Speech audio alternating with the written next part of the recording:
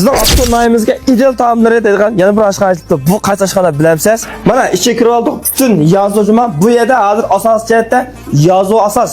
Mayli qandaq mehmonlarimiz kelsangiz bo'ladi. Yozuvlar bamki deb qolmang. 1 2 3 4 5 5 kişilik o'rnimiz bor. Ammo tamoqlarni yomon noch qilyapti. Hamda biroq bu Urum shirkatlar birlashgachga eng cho'ng yozuv kirdi. Cho'ng yozuvda mana 40 kishi mehmonlar qilib o'tgan bunun bir noch yeri. Ularga kichik yozuvlardan oldi kelib 8 var ekan mana. Mayli bir yozuv var mana. Qanday so'rovimiz bo'lsa, bunu Moskvada udimiz bir yozuv var. Undan mayak yasak, miyada yana 4 tal yozuv var. Qolganda mana chaybata hammani ko'rdingiz.